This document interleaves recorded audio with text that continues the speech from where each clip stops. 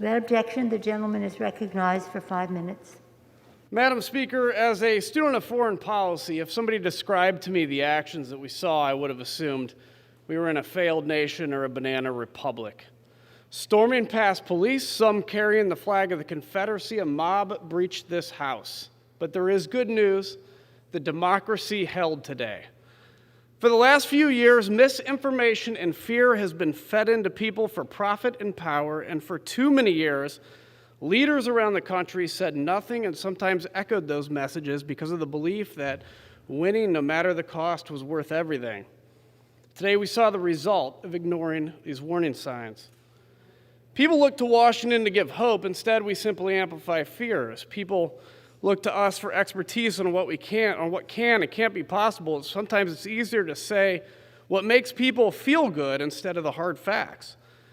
Today, some members of Congress argue that we can unilaterally pick the next president, that our glorious wisdom, armed with Twitter, we know better than the American people. Some have shown that if conspiracies are repeated enough, they become facts and they aren't disputed.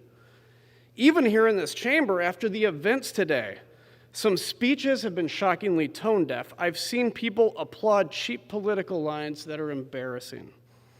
Power and cultural fights have divided us so much that they're the ultimate goal now, and sometimes the oath we swear to uphold feels like a prop. People have been lied to by too many for too long.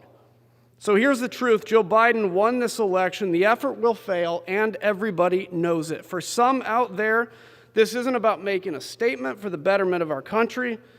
It's about avoiding the pain of leveling with the people and telling them the truth. The emperor has no clothes. I know many are disappointed in the result, but what legacy are we leaving?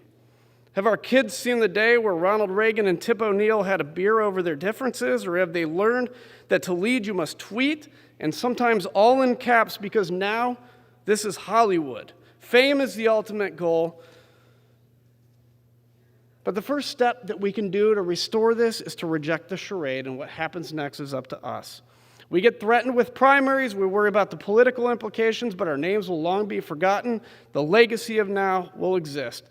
The bottom line, if we ask men and women to be willing to give their lives for this nation, and we talk about their service with tears in our eyes, shouldn't we be willing to give up our